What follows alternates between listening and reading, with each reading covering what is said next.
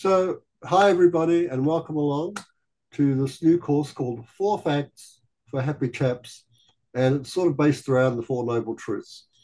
So we'll begin by doing a meditation together, whereby we'll take refuge, we'll generate the mind of enlightenment, and we'll set up a visualization with the Buddhas and the Bodhisattvas and so forth.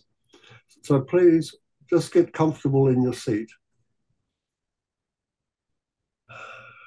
So make sure your back is straight and your shoulders are relaxed and you feel at ease.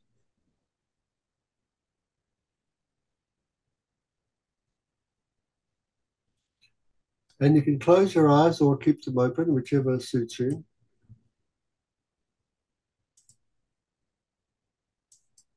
In the Buddha, his entourage, and his teachings.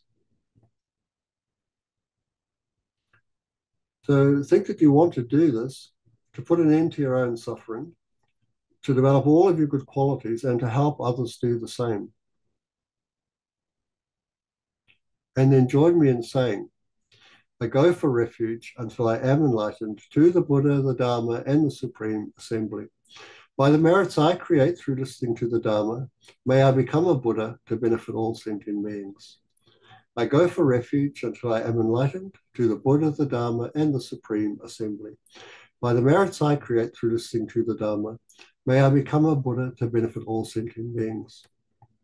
I go for refuge until I am enlightened to the Buddha, the Dharma, and the Supreme Assembly.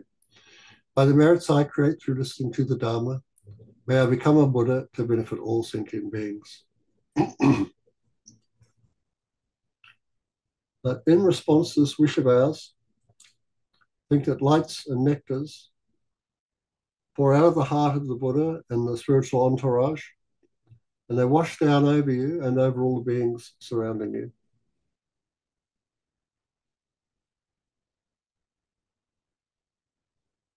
And these lights and nectars remove all of the obstacles that we're faced in our spiritual progress, and they empower our potential.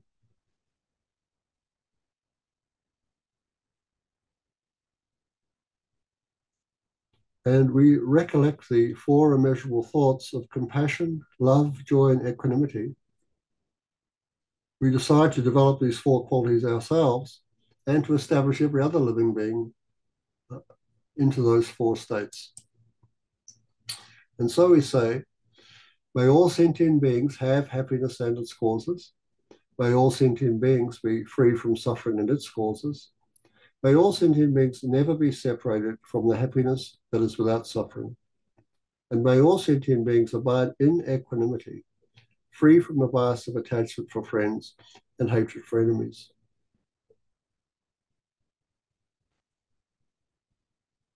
And in response to this wish of ours, again, lights and nectars pour out of the heart of each refuge being above us.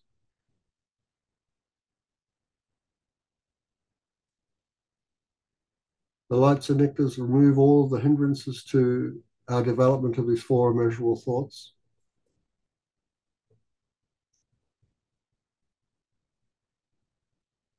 And we recollect the field of meritorious deeds above us and wish to gather in the two accumulations of merit and wisdom to become enlightened for the benefit of others. And so we say, reverently, I prostrate with my body, speech, and mind. I present clouds of every type of offering, actual and imagined.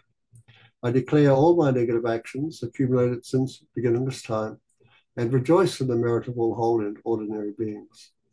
Please remain until the end of psychic existence and turn the wheel of Dharma for living beings. I dedicate my own and others' merits to the great enlightenment.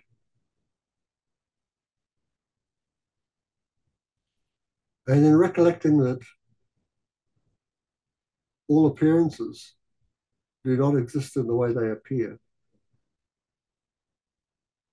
we prepare ourselves to let go of the grasping that we have towards ourselves, towards others in the world, and to the merit that we've created.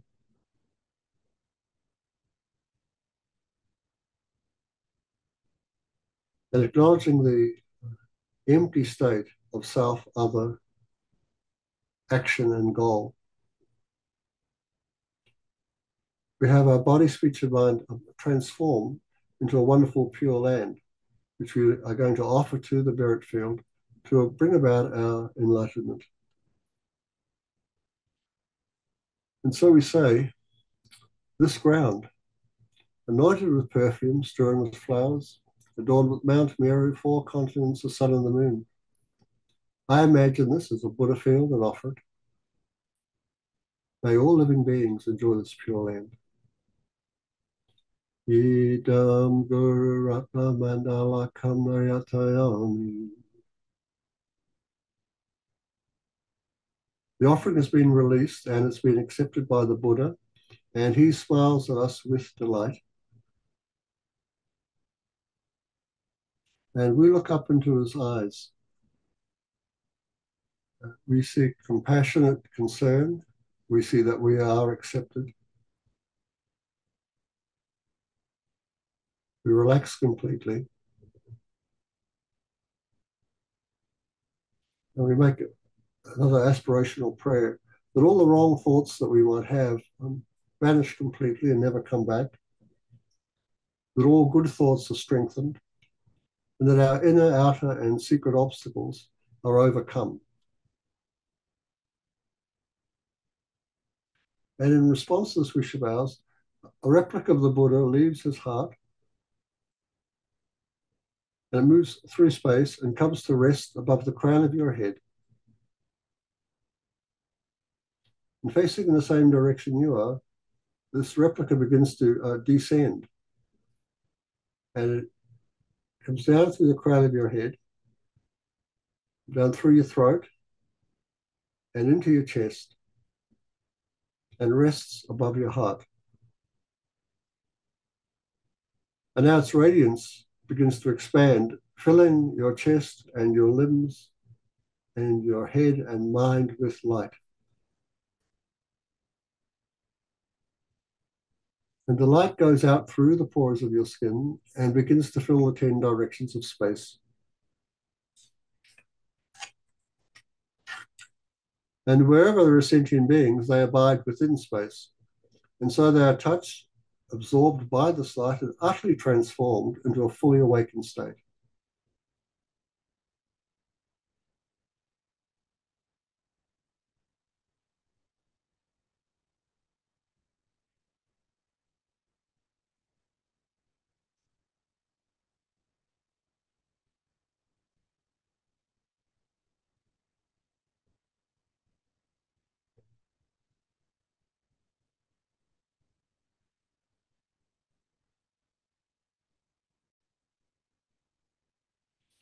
And now the light begins to withdraw from the 10 directions of space. It re-enters your heart. You can feel your body breathing itself.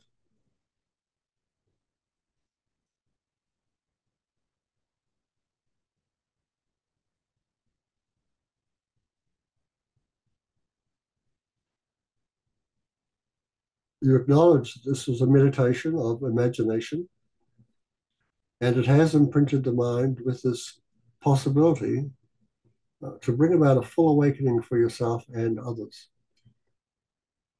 A condition has been ignited.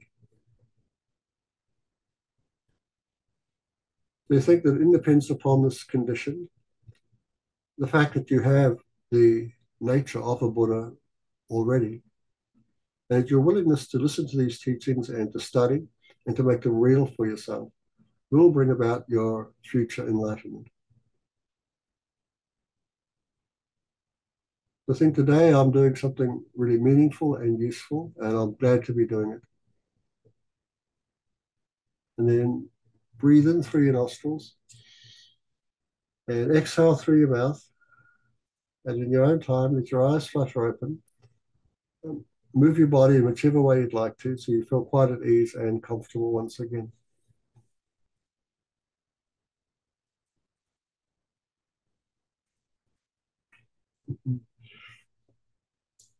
Okay, so this is some of the material I've used to create this course called these four facts, or the happy chaps. So the happy chaps, we've got to include all of ourselves, whether we're men or women, we all have the Buddha nature. So we can all become awakened. So I wanted to put this, the happy business, right? Because oftentimes when we come across the Four Noble Truths, we often forget about, there's a way out of suffering. And oftentimes the mind just goes towards the negative stuff, the hard stuff, which is our suffering and its causes, and it just sort of stays there.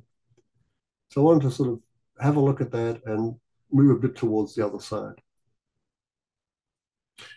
So today we're going to be looking at what the first truth is that is known by noble beings, the happy chaps, and then how these truths were explained over 3 cycles and the 4 attributes that each truth has. We'll use the analogy of the burn to show the 3 different forms of suffering that we go through and some misunderstandings that we could have about the first noble truth and how we can correct them. Finally, how to act upon our knowledge. As we go through, there'll be parts where I actually stop and ask you, is there anything you'd like to contribute or question? And then we'll have a short meditation. So we begin by defining this first truth known by noble beings, the happy chaps. So the way this truth is defined is that which is counted as a contaminated effect, and it belongs to the thoroughly afflicted side of truth. So when these teachings on the Four Noble Truths are given, one way of explaining them is in terms of the thoroughly afflicted side of truth and the thoroughly pure side of truth.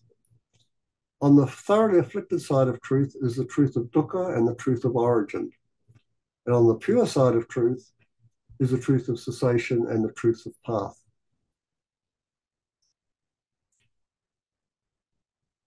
Now, when the Buddha first explained this teaching, known as, common as the Four Noble Truths, he explained it or went through it like 3 times. So let's have a look at what those 3 times were, what the purpose of doing so was. So as you know, the Four Noble Truths come up in many different types of sutras, and it's basically called the first turning of the Dharma wheel. So this truth is explained in what they call the 3 cycles or 3 parts. First, he identifies the nature of each truth, then how to engage in it, and then the result of engaging in it. So the nature means that we just have to identify what is this truth of dukkha. And we can identify it as being the polluted aggregates caused by karma and affliction. So the polluted aggregates are the body and mind of a sentient being. And it's saying here that these aggregates have been polluted in some way. And what they're polluted with is karma and the affliction.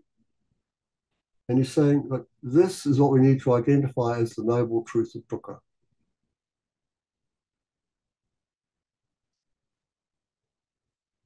So when we identify dukkha as being this, we have to have some way to engage with this understanding. And this way of engaging is called practice. So what do we have to practice? A recollection of the 4 distorted attributes, which means that we have a misunderstanding of the nature. And so we need to find out what these distorted ways are and correct them. And by doing so, we have this understanding that this truth must be understood in this particular way. Now, our practice will bring about a result. And the result is that, yes, on a conventional level, dukkha exists. But on the ultimate level, suffering is not seen to exist. And when we can know that, we know that the truth of dukkha has been fully understood. You can see here there's two truths about dukkha that we need to understand, a conventional truth and an ultimate truth. And when we engage in this identification of what dukkha is, the practice and the result, this result has exists on sort of different levels. So what I mean by that is that when we begin, there's a way we can understand dukkha. And as we continue with our practice, our understanding becomes deeper. And finally, we have what we call like a great understanding. So this brings us to this idea of the three levels of practitioner. So if we look at ourselves as being a beginner, which it's very, very useful to remind ourselves of this, what we need to identify and recognize is, first of all, what we call coarse suffering. So coarse suffering, it just refers to what's obvious to us. So this would include the everyday pains that we have during this life, but also, and perhaps even more importantly, the type of suffering we're not all that familiar with is the types of future suffering we might find ourselves experiencing if we were to end up in the lower realms.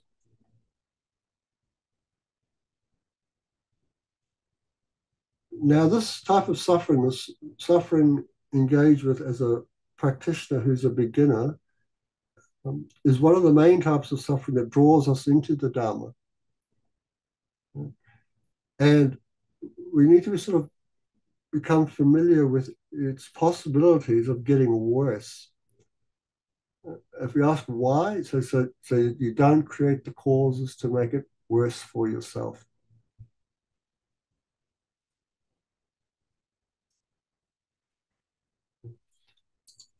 So I think that's our starting place.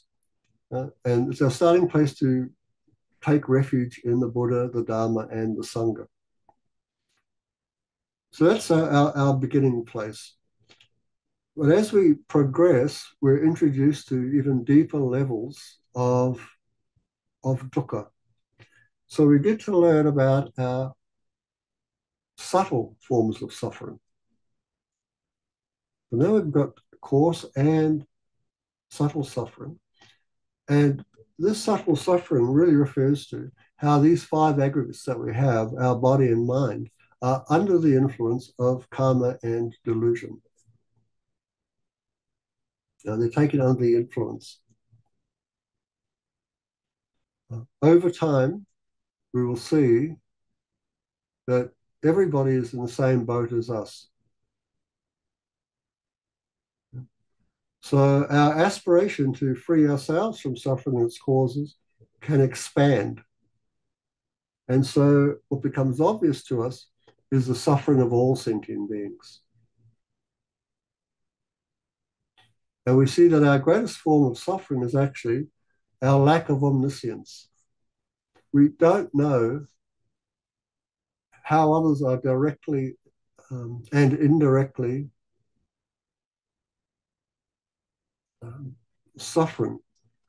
We're unaware of the deeper causes, and we're unaware of how to actually alleviate those different causes, those difficult causes. So anybody who has ever had a child who has suffered through toothache or earache or any type of obvious suffering to you, you'll know what this feels like, right? Like you want to do something, and there are some things you can do, and there's a whole lot of things you can't do. Like you just don't know, and how distressing that is. So this is where this has gone to from the perspective of the person who wishes to put an end to the suffering of all beings. They actually need to know, like, what are the causes? What are the direct causes of this suffering? If I knew those, then I could address them.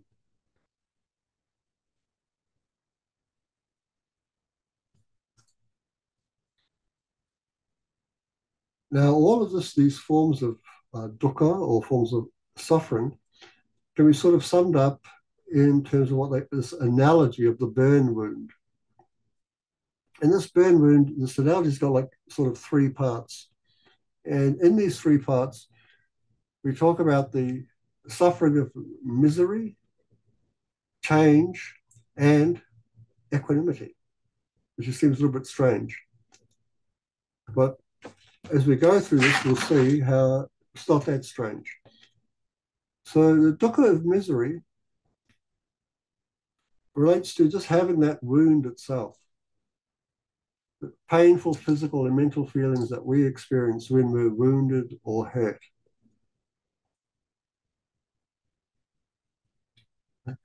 Now, when we're wounded or hurt, we seek relief.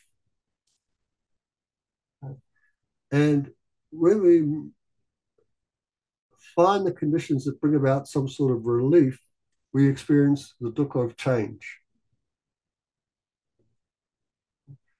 So, in terms of the analogy of the wound, this is our condition is the cooling cream, or as you can see in the picture here, the water, the cold water, or the ice that we put on the wound, right? Immediately, there's a lessening of physical and mental painful feelings. And this lessening of pain is felt as pleasure, goodness, happiness, relief. We feel good.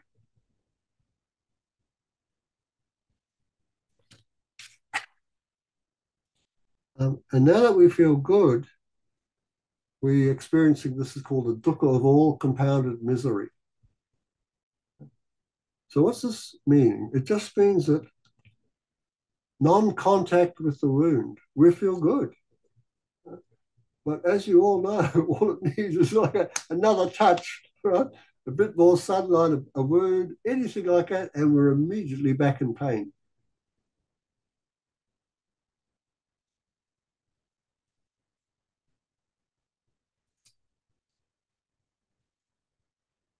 So I wonder if you have any questions that you have to ask me. Is there anything like you'd like to share yourself?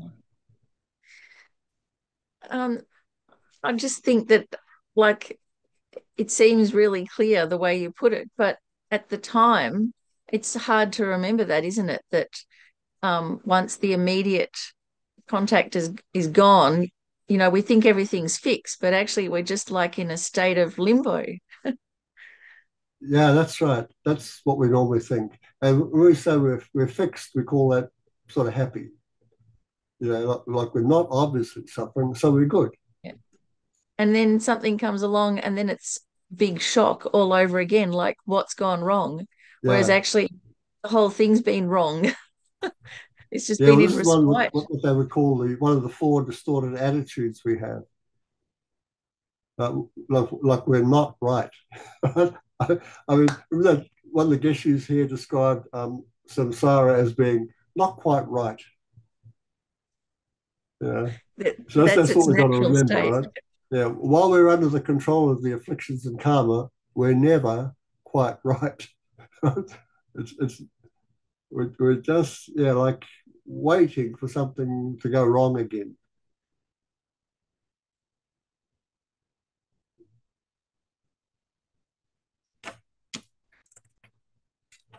Okay, perhaps we'll do so yeah, so this idea of the burn wound, and as Miffy has pointed out, if you could just sort of transfer the analogy across and go to sort of like your mental states, right? And so that we find ourselves, we're like all right, right? So this is a state of equanimity. We can't say, well, I'm really happy, but we're certainly not hurting, obviously hurting. We're just like all right. Right? So that state of equanimity, it can go either way, isn't it? Like the house might fall down and then we won't be okay. Or a good program might come on television and now we feel better. right? Or we go and grab our book and we go to the fridge, and now I'm not equanimous. I feel better. I've got the food in my mouth, or the program has started. So we move away from this equanimous state to either a suffering state or a state of happiness. But none of it is stable. It can change again. And that's because the aggregates that we're labeled upon are in constant flux and also under the control of karma and affliction. There's no stability here.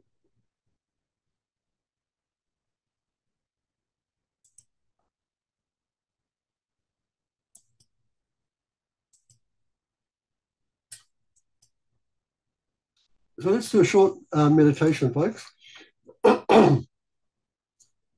Again, just comfortable in your seat, wriggle about till you feel good. Drop your shoulders and bring your awareness into the body and allow the breath to find its natural rhythm.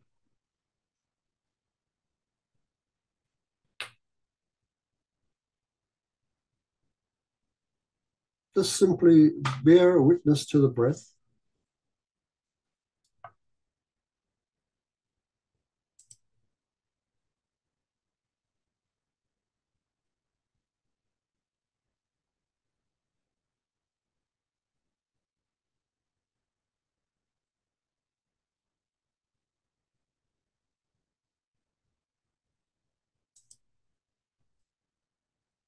And acknowledge that you are sitting down somewhere. So you're probably sitting on a seat or a chair. So how does the body feel while it's on that chair or seat?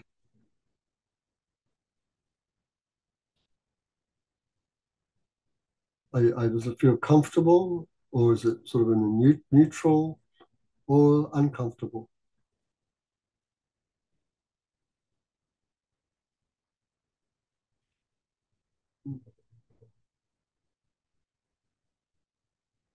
Let's suppose it's sort of like a neutral state. We can't really tell if it's sort of neutral or good.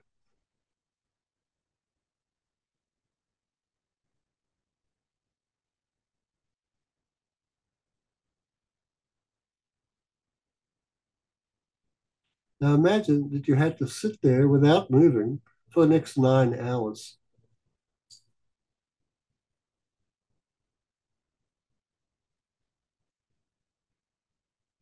So the state of neutrality or the state of pleasure would change. How do you think you'd feel? How do you think the body would feel if you had to stay there for 9 hours? You were not allowed to move.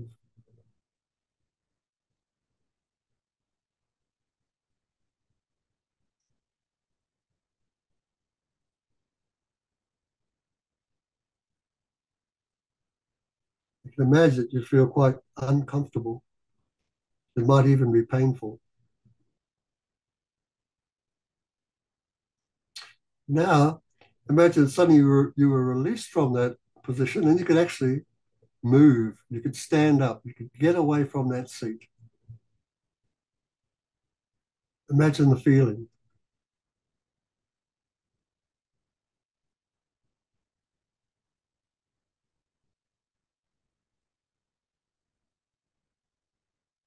And then within a short period of time, the feeling of pleasure, of being released from the pain, again would change into a state of neutrality.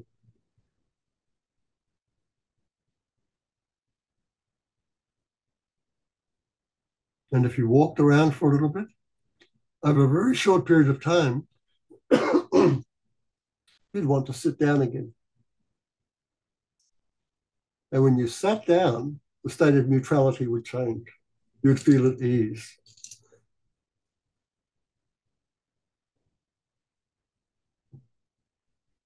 And the pleasant state of being seated within a short period of time would change to become neutral. You wouldn't really be even aware of what it feels like to sit.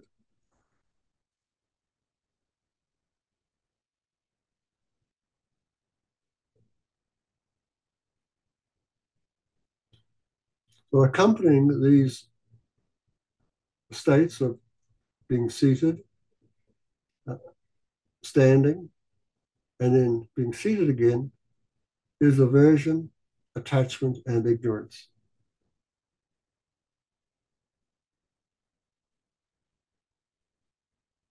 So the aggregates of our body and mind are under the control of attachment, aversion, and ignorance.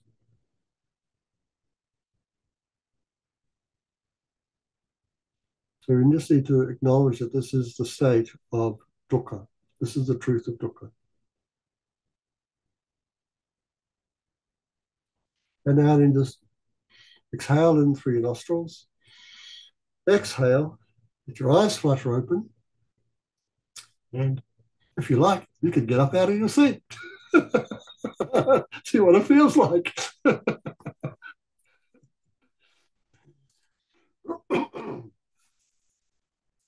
Okay, so let's begin now and have a look at some of these attributes of the truth of dukkha. Oh, Barbara's got her hand up. Yep, Barb. Eddie, can you just stop the screen share? Ah, yep, sure. Um, Oh, here you are. yeah. So based on what you've just said and on the meditation, until we're enlightened, our goal is to live in an equanimous state as much as possible. Keeping aversion away, keeping attachment away. That is what the equanimous state is. Correct? No, Barbara, in this equanimous state, there's still ignorance, Right. which is the source of all the suffering. But that doesn't go away until I'm enlightened. Yeah, so what we want to do I can do is as much as possible live in an equanimous state until I am enlightened. We want to have a state of equanimity, but this is not the equanimous state of feeling. We don't need to develop that. We've already got that. We already have this type of feeling where we're sort of neutral. We don't need to develop it. We've already got it. And that's how we are most of the time through our day. You know, if you look at what's going on, you wouldn't say, "Yeah, I'm really happy all the time." We're not, but we're not also suffering obviously suffering all the time. We're sort of between the two states. So that's what I mean by this equanimity of feeling. That's just what we are. I get it. Yeah. Okay. So, but when we're in that state, we have this equanimity of feeling. From there, we want to actually develop positive mental states. It's a good place to develop positive mental states because they're not swept away by attachment or aversion. Okay. Yeah. Okay. Super helpful. Thank you. Good question.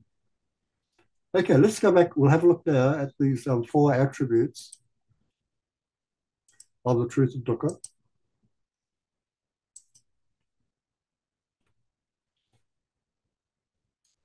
So the first one is called impermanence. The second, unsatisfactoriness. The third, empty. And the fourth, selflessness or selfless. And what we'll do is we're going to go through each of these. We'll look at what impermanence is, and then we'll see the distorted attitude we have towards it.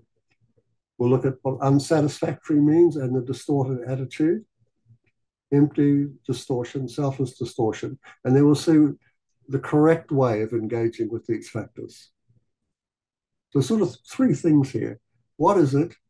How are we distorting the understanding of it? And then what can we do to correct it?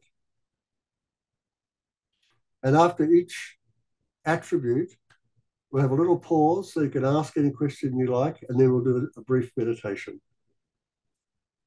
So let's look at impermanence first. So I really like this picture.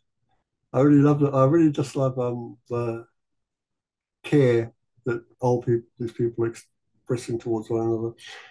But impermanence means that the polluted aggregates are impermanent. And why? Because they undergo a continuous momentary arising and disintegration.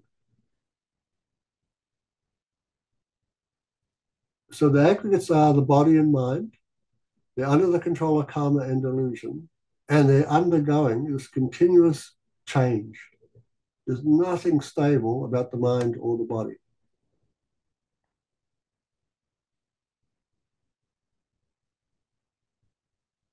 So this is sort of like by nature. This is just the way it is.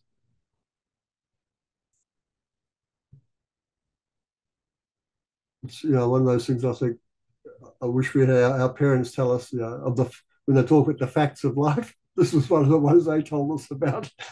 In fact, each aspect of this truth of dukkha would be lovely, a fact of life that I would have appreciated having explained to me.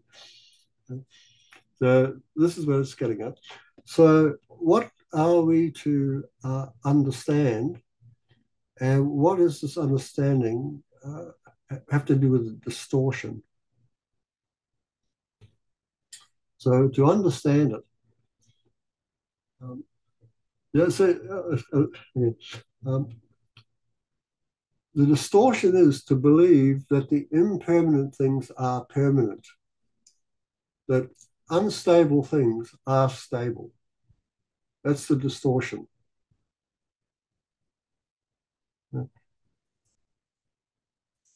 So our understanding of impermanence has to go against this idea that things are stable and permanent.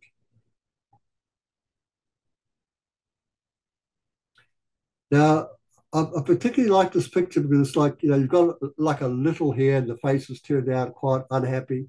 It goes up to, well, now I've got a lot and I'm really happy. Right? Now, that is one way of looking at impermanence, that this is subject to change. But it's also, you could go the other way and be very happy. Because imagine if this green one here, over here, was suffering, a lot of suffering. But if you can remember, oh my gosh, suffering is impermanent, subject to change. You could go back down the other way, couldn't you? And find that, oh, my suffering will decrease.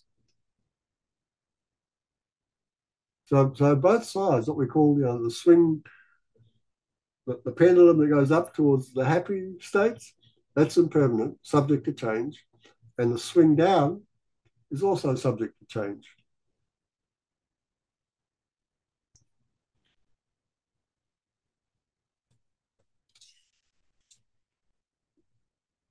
Now, this also, this understanding or realization basically is saying to us that these aggregates that we have, this body and mind that we have, that are subject to affliction and karma, are not something that we can take comfort in.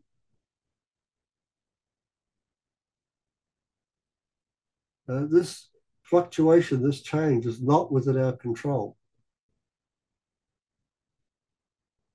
Our aging is not under our control. Our birth was not under our control. The swings are not under our control.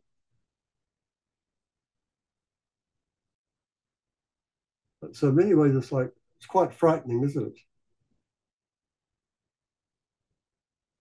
Yeah, and most of us aren't aware of the fright because we're sort of in this equanimous state most of the time. We don't think about it. And then suddenly we find ourselves quite old or elderly, and all this time has gone by, and we hadn't considered that. Although I see a lot of old people around me, I know people are dying all the time. My friends, musicians, artists, they're all dying. I know all that. But what did I do in response to this knowledge? I just got older myself.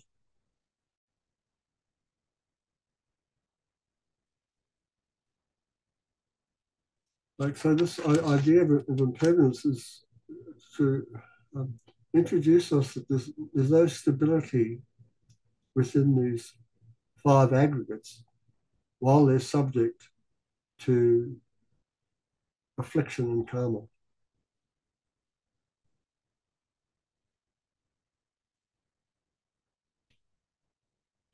let's do a quick meditation on this. Eddie, can you stop the share while you do the meditation? Thanks.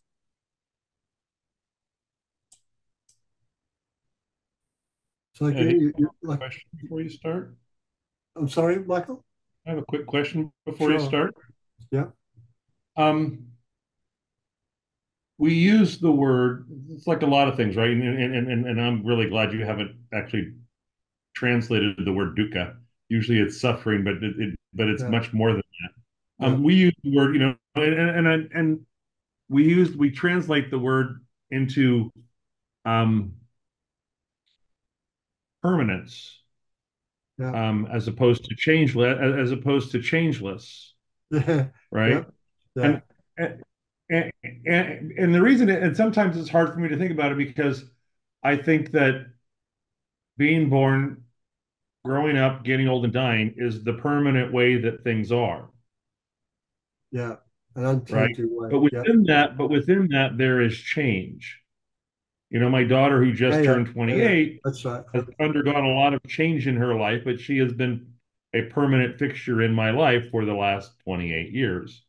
Yeah. And so sometimes it's really about how we define those words. And um, Even the word constant rather than permanent, because over 25 years she would have changed, right? yeah, absolutely, absolutely. And again, for me, the fact that we are born, we get old, we die, and the next thing happens.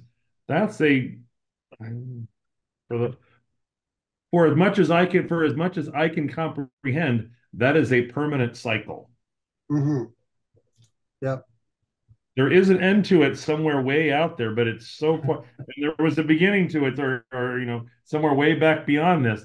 But those two, the end and the beginning, are so far apart from each other, and so far out of the of my own ability to think of time, that sometimes I struggle. I struggle when I hear impermanence, because I think, well, it is permanent. It's just, but it changes. Ah, yeah, yeah. Yeah, that's right. Yeah, so that's one of the distortions, Michael, that you brought it up. That's right. That's exactly right. That's how we have this way of thinking. And just as you've also said in Miffy too, it's to do with these how we define words. So we can use the word permanent um, in different ways depending upon the context, of course. Uh, so they have the same sort of, it's not a problem, but it exists within the different lineages of Tibetan Buddhism. Like in the Galupa lineage in particular, there's this way of looking at what permanent means, which means sort of unproduced, not dependent upon causes and conditions. That's something that's a permanent state. Yet, but within the Nyingma, Kagyu, and Shakya, they use the word permanent in quite a different way, very similar to like the mind is permanent. And you just go, hang on, what? And they say, well, what they mean is that the clarity and knowing nature of the mind is unchanging. That never changes. Uh, which is a bit like what you're saying before, about, my mum's always been there, like a permanent fixture. But while at the same time, she's changing.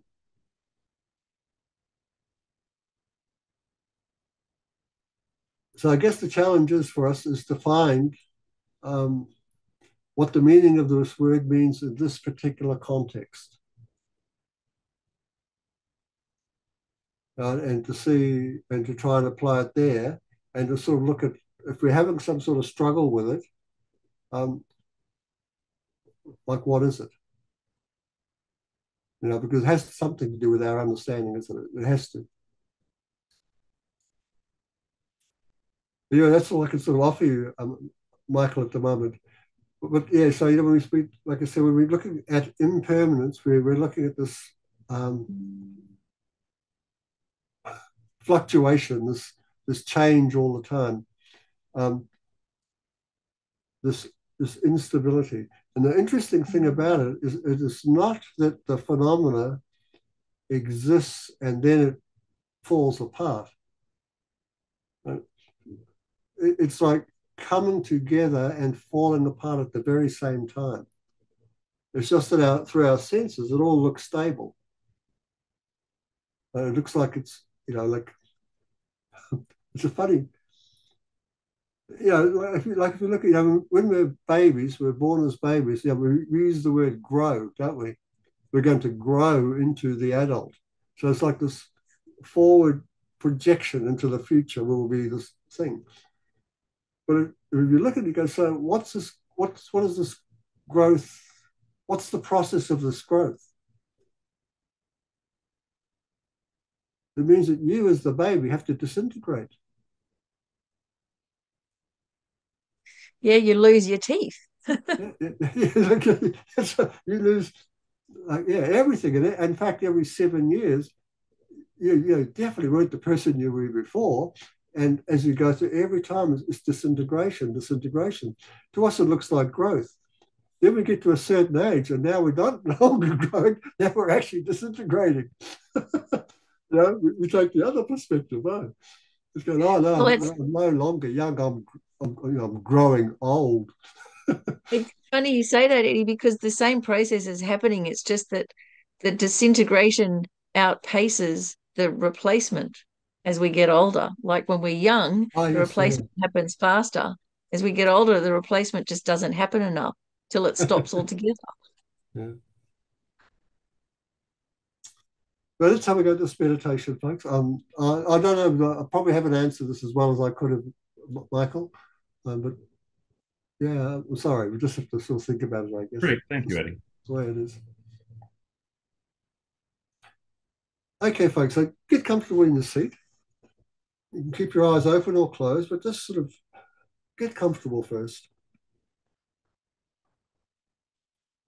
Allow the body to breathe itself normally and naturally.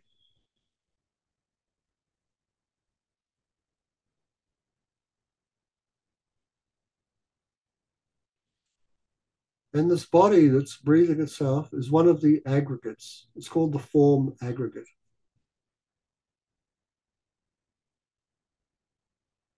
And the mind that is aware of the body breathing itself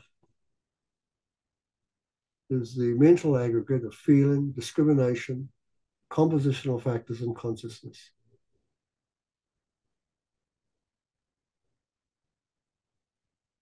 And these five aggregates, called body and mind, are products of affliction and karma.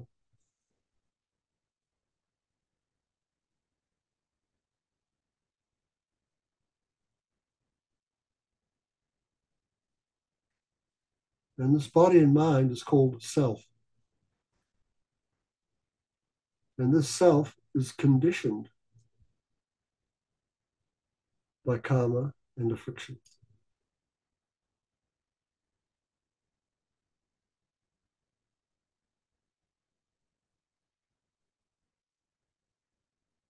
So while you're sitting here, aware of the body breathing itself, can you discern an ever-changing, selfless nature of your embodied existence?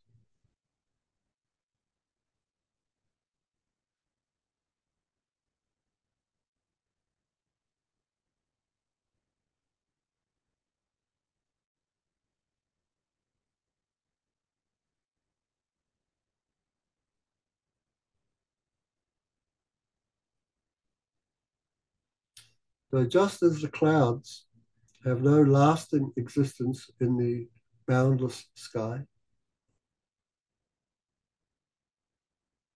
our fleeting sensations arise and dissolve within awareness.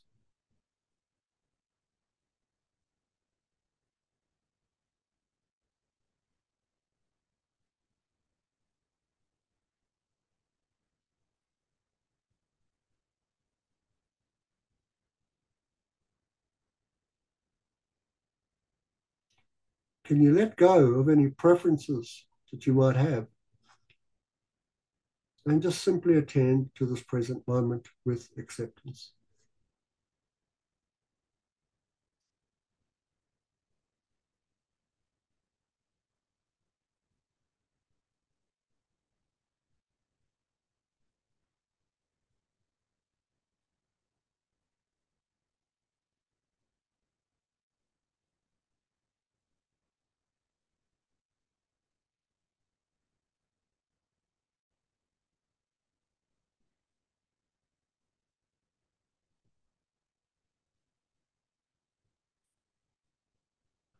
So this body, which is breathing itself,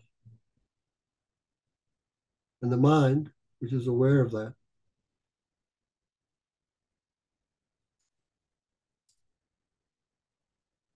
have no causes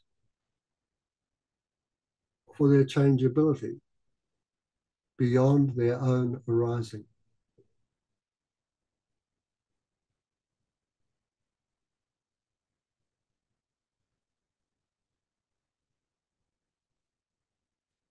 Through their arising, they cease.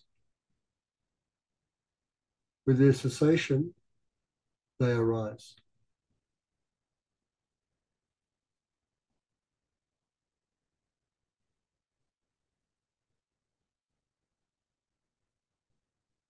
So recognizing this dispels the distortion of believing impermanent things are permanent.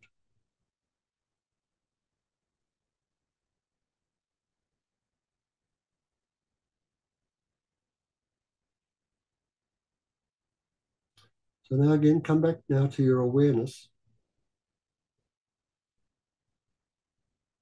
It's like a vast and open sky.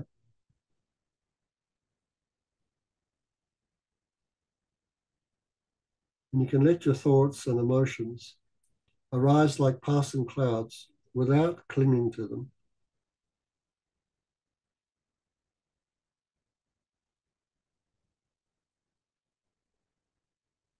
Just let them change.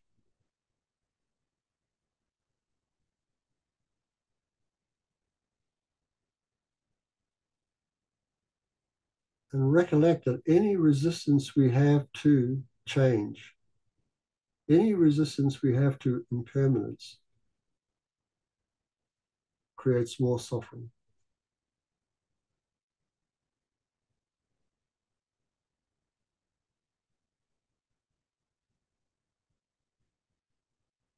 So just for a few more breaths, I want you just to rest in this spacious, equanimous presence.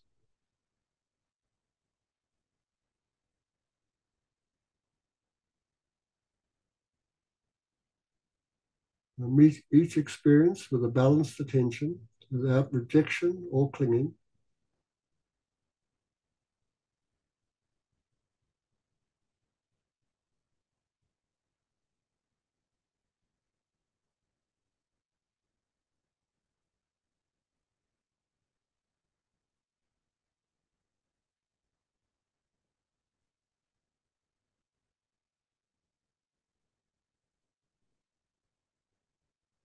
And as you move through the rest of the day, just carry this wisdom of impermanence and non-attachment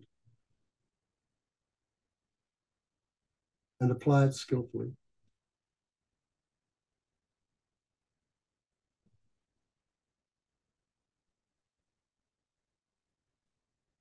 And now just gently release your focus and return gently to the present moment,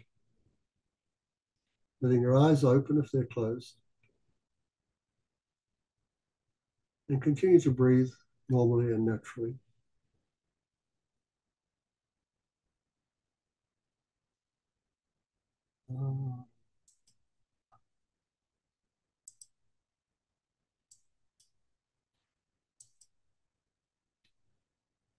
So I was just going to say, Barbara, we talked before about this equanimous feeling. So that's like with us every day. But what we could bring to it is like a sense of attention. Because when we're not paying attention, we're supporting ignorance. When you bring attention to it, you can sort of notice its empty and impermanent nature. So that's what we want. We want to bring wisdom to these five aggregates that are not under our control. And the only way to do that really is just to pay attention about what's going on in this thing called me, this body and mind. It's called me. Now, one of the things you'll find is that it's not satisfying. Right? It's a little unsatisfactory to have a body and mind of a human being that's under the control of something else. So these aggregates are called unsatisfactory because they're under the control of affliction and karma.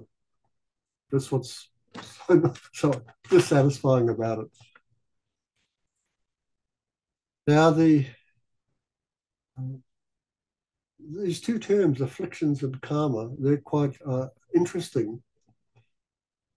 So the affliction here we're really talking about has to do with ignorance and attachment. We're like it's like the clinging, or clinging, grasping, believing, and in particular, wrong believing. So remember, when we do that, we create karma, because that's an activity of mind. So we have habitual ways of thinking. And what you'll often find is that you are clinging to something, or you have a belief about something, and you keep it. Right? So we have this circular activity. The understanding of unsatisfactory being not satisfying is to counteract a distorted thought, which is that by nature things are actually things by nature which are unsatisfactory are actually blissful. They're actually good.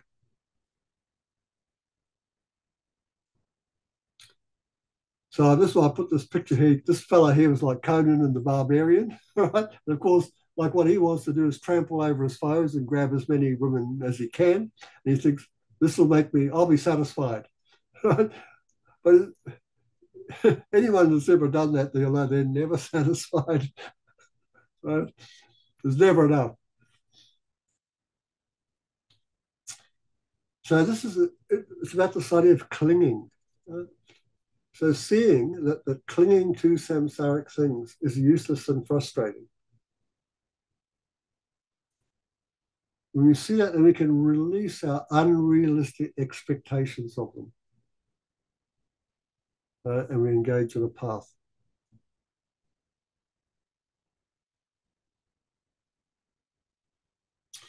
His Holiness the Dalai Lama, from his book Samsara Nirvana, says, contemplating that the objects, people, and activities we see as enjoyable are unsatisfactory in nature is because they're under the influence of afflictions and karma.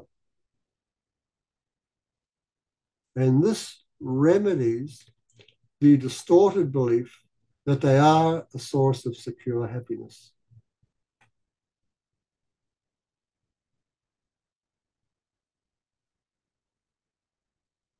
You know, I would suggest that for many people, if they knew this, they might not get divorced so often. And you might be just sort of able to accept that if you're in a relationship with another samsaric being, it's not going to be satisfying. That's just the way it is. And you should accept that and approach the situation with wisdom and compassion. Because, you know, if you look at it, we are looking for satisfying relationships, aren't we? We don't want to have relationships that are not satisfying. But the fact by nature, it's not going to be as satisfying as you'd like them to be. Because we ourselves and the other people and the objects are not under their own control.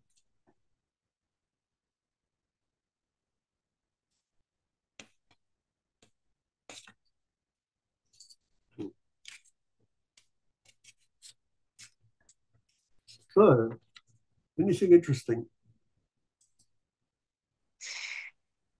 Eddie, I was Yes. thinking like we can have relationships and then they go wrong and we can understand this, but it still hurts. So there's like I find um there's just an amount of sadness there that almost that you just have to live through, and it doesn't match up with my understanding of things or my expectations. It's still kind of like a residual feeling. So what's happening there?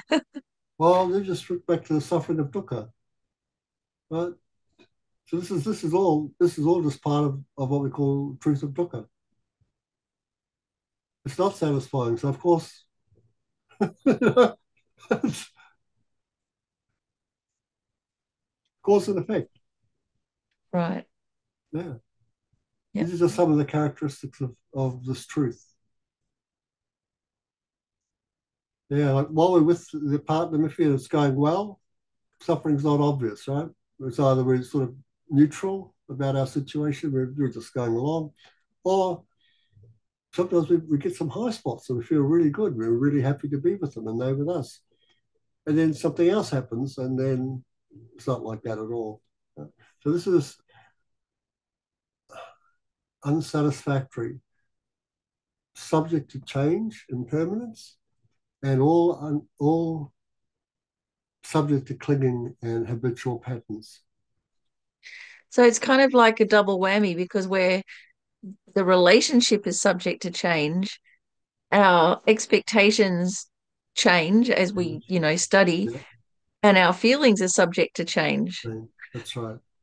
Yeah, like that's all of right. it. All of And it. they're not necessarily in sync with each other.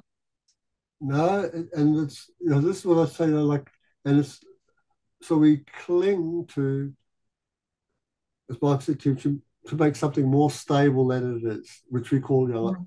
could be called permanent, right? But it's not.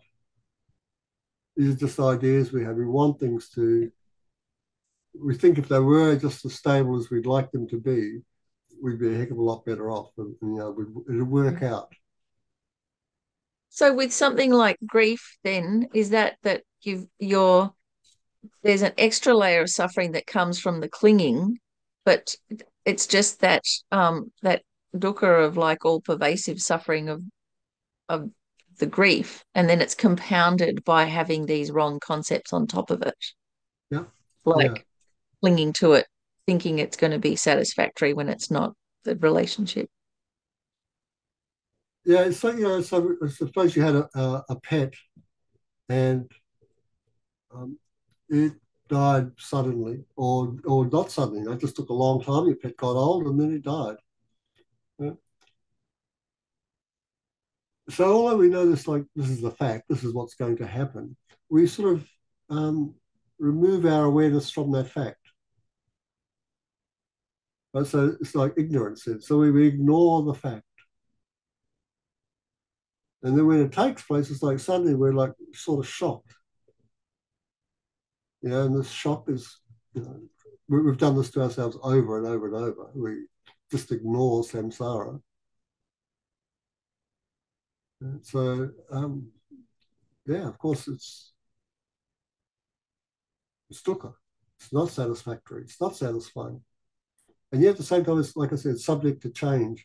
So um, although we're just really focusing here on this truth of dukkha, um, this thing of change, it's not a good thing or a bad thing. It's just the nature. But because it's the nature, it means we can also make changes. We can change the way um, we engage with these five aggregates, which are subject to clinging and habitual patterns. Like we can decrease our clinging. Right? We decrease the clinging, the patterns change. Or we could do something to help animals die an easier death or something, I mean, people often only make great inventions out of an intense need, not because Yeah, they're that's bored right. or something.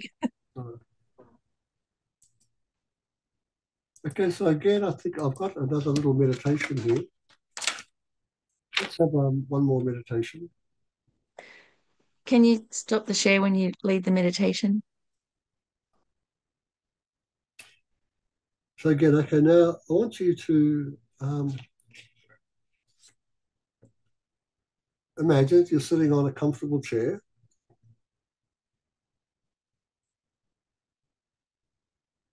and I'm going to ask you, are you sitting on your seat? And you'd probably say, yeah, of course I am. I'm sitting on my seat, right? And I say, is your body also on the seat? You'll say, yep, my body is also on the seat. So I want you to place your attention on the contact between your bottom and the seat. And what's that feel like?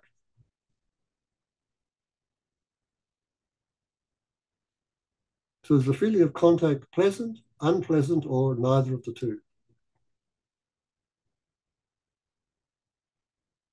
Now, does it feel that way all over the bottom, or are there subtle differences?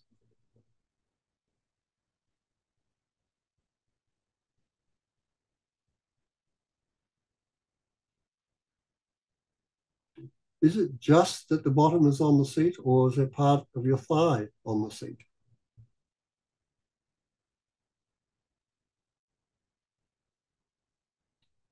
So whatever's on the seat, it's in contact with the seat.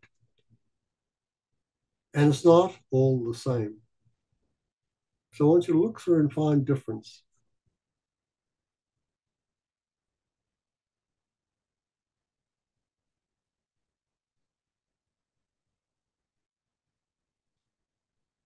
So there might be difference between hardness and softness, heat and coolness,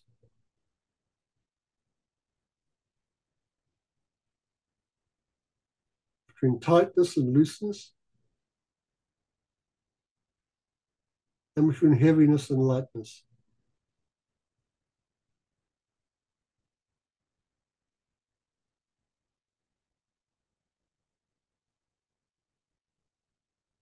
So while you're sitting on that seat, are you controlling your feelings?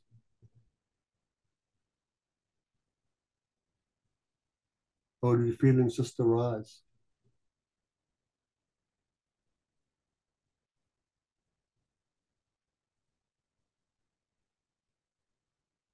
Now imagine if I was to tell you, I want you to just stay sitting on the seat and don't you move 1 inch.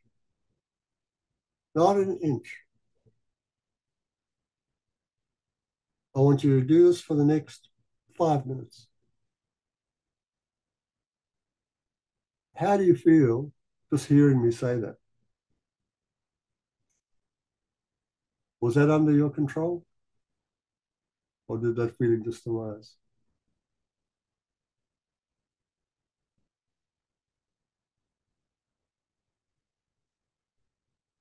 Imagine if I was to tell you, I don't want you to sit on the seat for 5 minutes. I want you to stay there for 1 hour.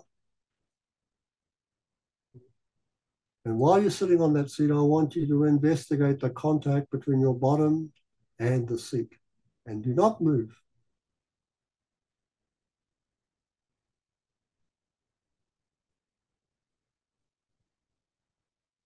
And what if I said, sorry, I made a mistake. It wasn't 1 hour, it was 12 hours.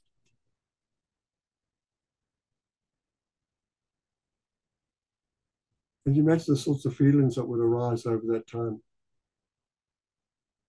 Would any of them have been under your control?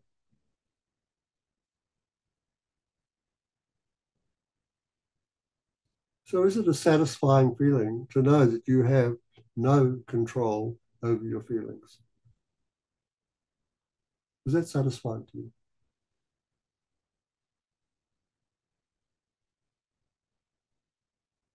Okay, now breathe in through your nostrils. Exhale. Allow your eyes to flutter open. And we'll bring our attention back to the class and we'll go on.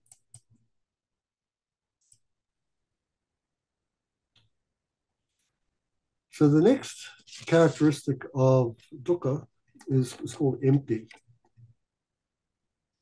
Oh, honey, Barbara's just raised her Bob's got hand. a hand. Okay, Bob, yep. Before we go on to the next one, the feelings that arose spontaneously. Yeah, that's right. But then after that, I do have control over You what can I exert do. some control, can't you? After that initial, then I can control. That's right. Yep. So you aren't meaning to say that we don't have control over those feelings. That initial one just arose, but then what I do with that, I have control over. Yeah. So this is what we, yeah. So here is this just, so this is where we get like a bigger picture, right? So the idea is first of all to recognize that most of the time you don't have control, but you can exert control, just like you did, right? So this is our path. When you make decisions, Okay. that's going to get you out of dukkha. Yeah. Okay. Right? That's right. I just wanted to clarify that. Yeah, I don't, good on you. Because it's not like, oh, I got no control whatsoever and I'll never have control. No, it's not like that.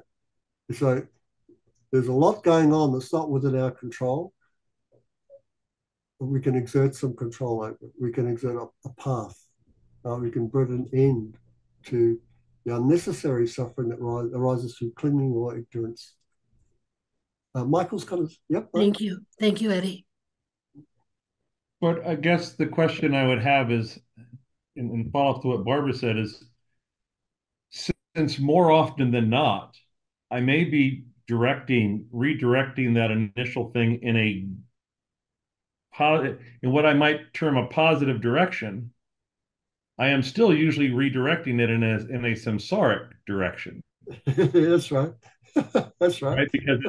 Because of my own lack of progress. For lack of it's not really progress, right? That's the wrong word. But for my own lack of being in touch with my own Buddha nature. So I think, okay, yeah, I didn't kill him, but that piece of poop, I don't like it. I still hate his guts, right? It's better that I hate his guts than I killed him, but I'm still stuck in Yeah, some. I know. Yeah, you're just making yourself more comfortable in cyclic existence, aren't you? With more dukkha, with more dukkha. Yeah, More that's right. It's dukkha all to follow, dukkha. dukkha at It's 11, just, as they would say in the news industry. yeah, yeah, it's just the subtlety of it. That's right. Okay, let's have a look then at this third characteristic.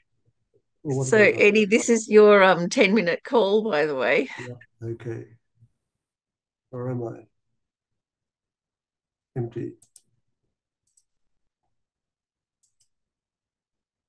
So empty, so what does it mean that these polluted aggregates, these aggregates subject to clinging and karma are empty? Why? Because they're empty, because they're not permanent, they're not a single entity, and they're not independent as a self.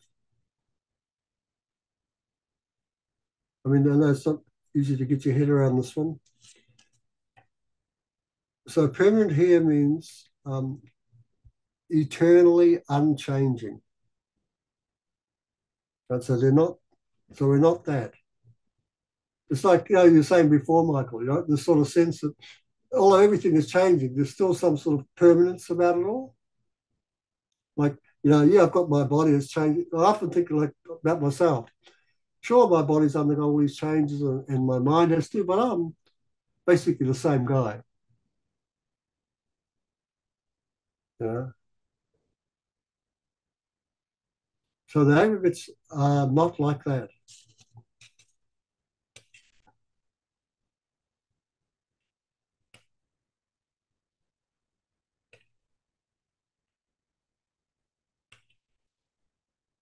So we have these aggregates and we have a self that has been imputed to them. Now, our self doesn't feel as if it's been imputed to them. It feels as if it's got a relationship with the body and mind, but it's one of not being dependent. We have a sense of independence. And this becomes very obvious to us in our use of language. Like I have a body, I have a mind. My mind is this, my body is like that. So this type of relationship where we are like the owner of the body and the mind. And with it being an owner, there's a sense of independence about that. We're not the aggregates, we're not the body, but we're something apart, holding them, possessing them. And this is saying like, this is the wrong idea about how we exist in relationship to the aggregates. So the understanding to take from this is that if we understand that we're not actually like that, So this is great, because I think of so many people have very ideas about their bodies, don't they? Like I was just thinking of the bulimics or the people who think they're much fatter than they are. They want to be skinny. So they look at this body, which they think is like a terrible thing. But me, right? I'm going to exert control over it and make it shape it the way I want to. Uh, Now there's no self. So this is what we understand. There's no self like that. You can have an idea that the self is like that, but it doesn't exist like that. So the aggregates, the body and mind, are empty of such a person.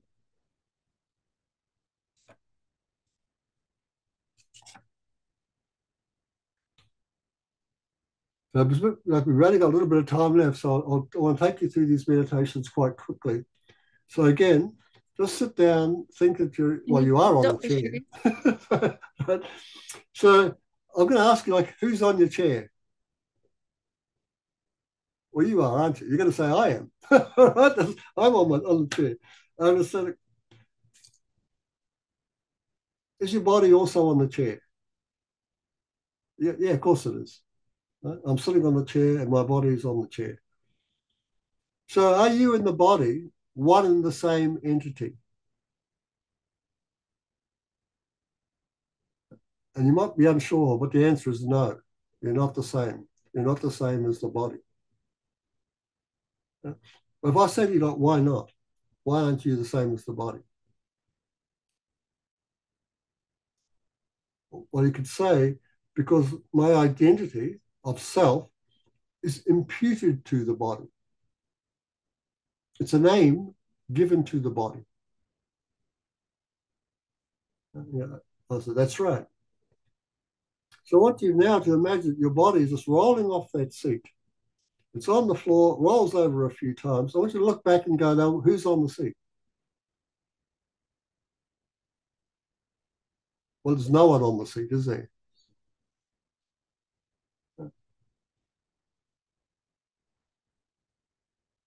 Having no one on the seat, you realize that there is no self independent of the body.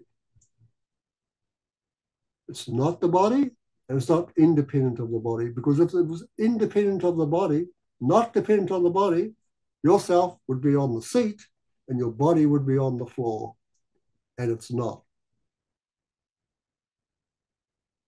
So you don't exist independent of the body. Okay? Breathing in again, release.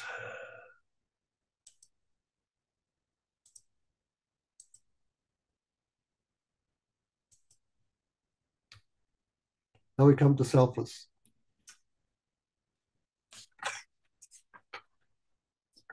So here we've got this thing, the polluted aggregates are selfless or they're not self. Why? Because they lack a self-sufficient, substantially existent self.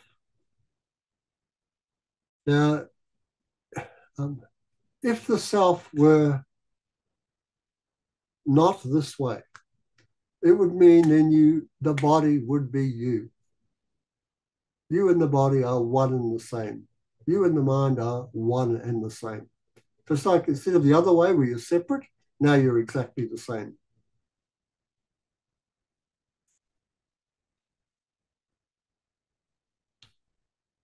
So to understand what we mean by the selfless, the idea is to oppose this distortion whereby we think that we are the body or we are the mind.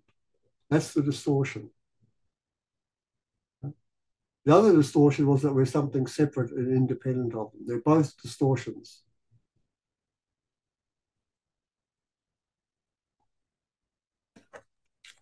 So, Eddie, I just find I flip from one to the other. Yeah, Like, we often do. I can't find any.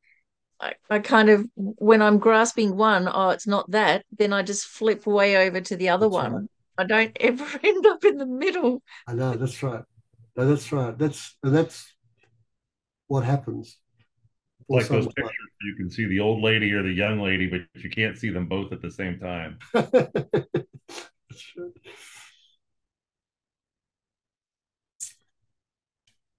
No, and it was the same for me too when I first started. It's like, I have to be the other, and you do the meditation. Well, I'm not.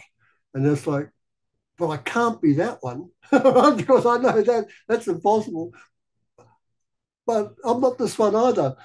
Right? So there's this argy-bargy that goes on with the mind for a little while. And then there's this sort of thing where you sort of settles down a bit. And when it settles down a bit, you just keep going backwards and forwards with this meditation until you can be quite certain I'm not either of them. I'm not either. Those two ways of thinking are distortions. They're wrong ideas. I never knew that before. But if you do this, like that last meditation, this one we're about to do, you'll see, oh my God, it's true. I'm not either of them. This doesn't tell us what we are. It doesn't obviously tell us who we are and what we are, but it certainly tells us what we're not. And even when you sort of know what you are, it's hard to get your head around. You always think, must be more. There must be more. And that thing of I must be more, that's the grasping at inherent existence. We're not any more than what that truth is, and we're certainly not less than it. So let's have a go at this next meditation.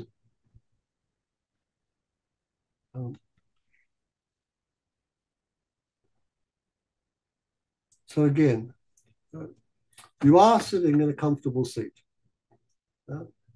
So who is sitting on your seat? You're all going to say, well, I am, me.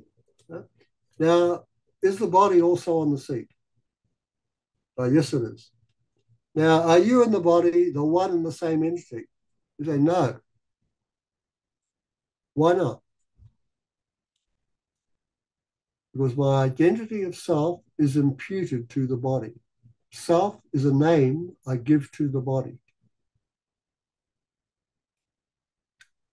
So I want you to imagine you rolling forward gently over your heels until you lie upon the floor.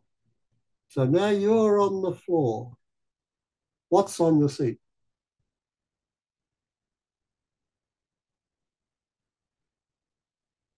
There is no body on the seat.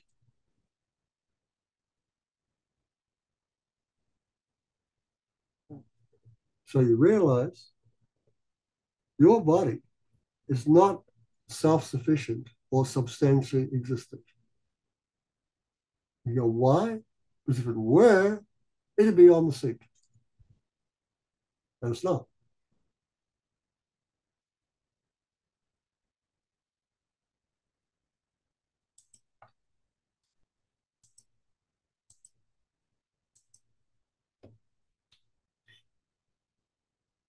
So here in brief, so breathe in, exhale.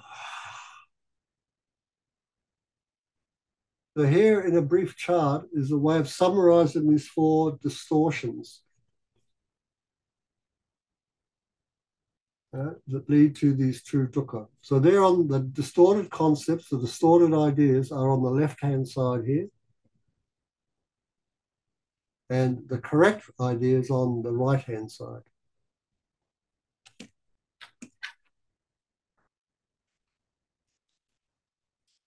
Of course, yeah, look, you guys will have access to this.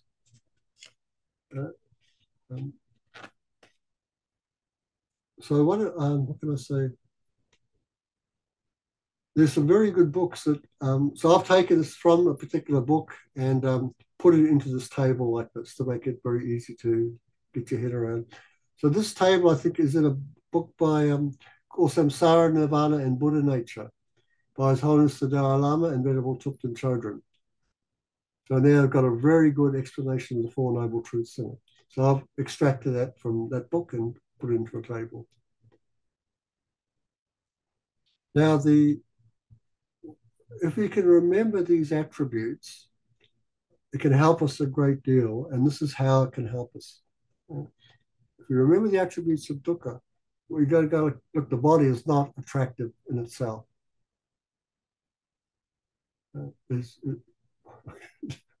This is not mind science, but it was very easy to forget, right?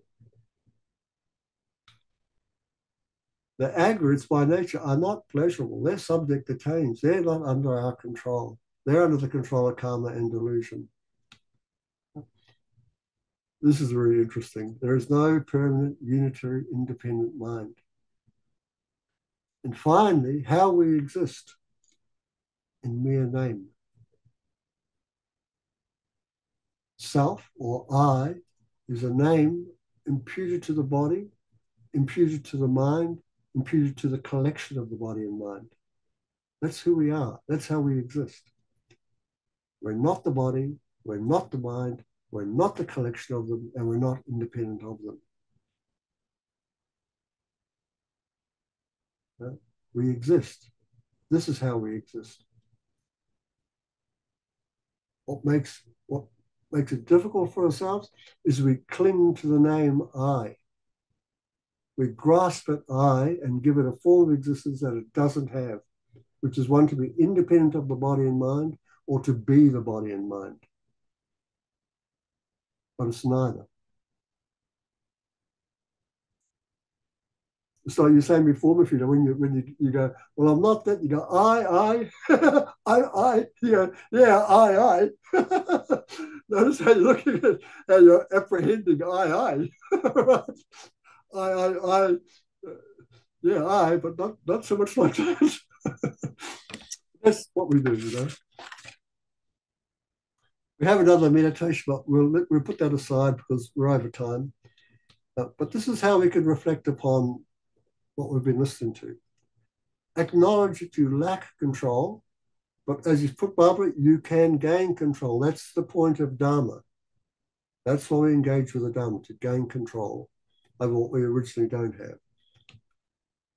This understanding of this truth is very sobering. Well, hopefully it is, you know. And it could, and hopefully it will, dramatically alter your perspective on who you are. And what will actually bring you happiness. You know, so Barbara, what will bring you happiness is to gain control over your mind and recognize distortions for what they are, and then find the correct view. Okay, I thought that was true, but when I just did this thing, Jesus, it's not true. Oh my God, what's the truth? I need to become familiar with a new truth. Miffy? It is reflecting like this, then we naturally have some kind of aversion to the whole samsaric trip. That's the natural result if we correctly reflect um on the nature of dukkha. That we Yes, stop, yes, like Michael was saying, we stop chasing after just better samsaric things. yeah. So, you know, in that, one of the ways of talking about Dharma is that first we listen or read, you know, that we engage with the information. We get the information, we find it contradicts many of our original ideas and thoughts. When we find that contradiction, we have to reflect upon that. That's what we need to think about.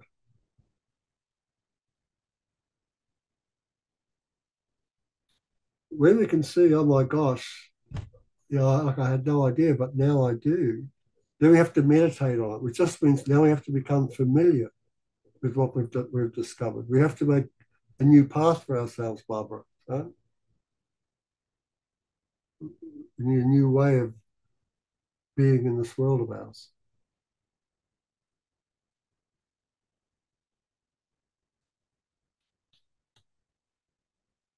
So our takeaway for today is, you know, like we know something about the truth of dukkha. We know how it's been described. It's got some attributes that we need to oppose. 4 wrong ideas. So the first thing is to know that, you know, there's impermanence, there's dukkha, there's emptiness, selfless and empty, empty and selfless. We're going to, what do those terms mean? And what are they opposing? So 4 things to remember, and then 4 what they oppose, and then reflect upon it.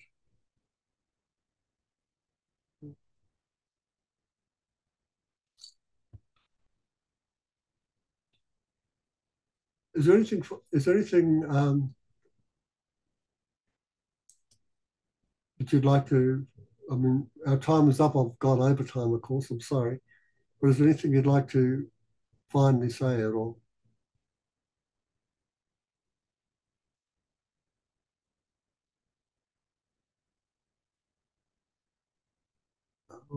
Okay, let's go and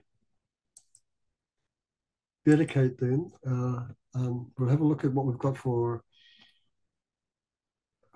next week.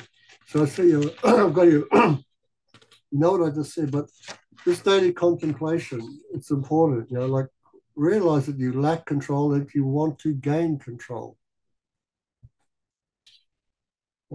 Khyentse Rinpoche said to us when he taught this topic, he said, so when you go home, what are you going to remember about this?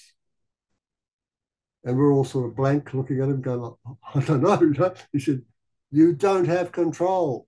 That's the first noble truth. You don't have control. When we come to the third and fourth, Barbara, like the fourth note, control, right? I need to make a path. But in the beginning, it's lack of control. And this is not satisfying.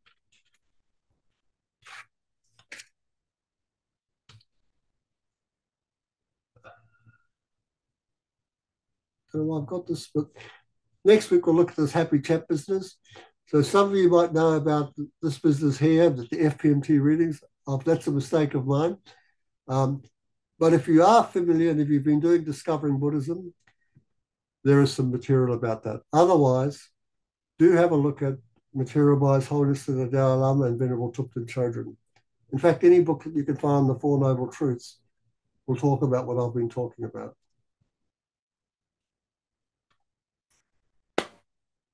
Let's take our merit, what we've generated together with our energy, with our thoughts, with our engagement with one another, and direct it towards becoming awakened for the sake of others.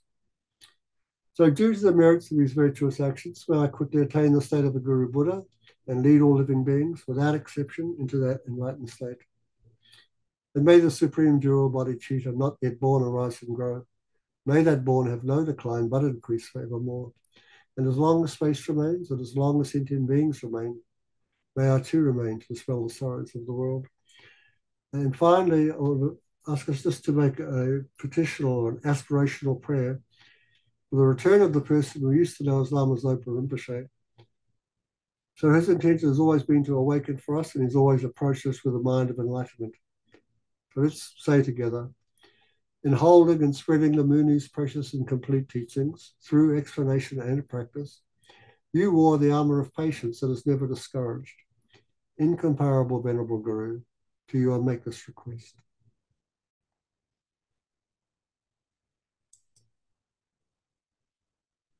Thank you again, everybody, and great to see you again.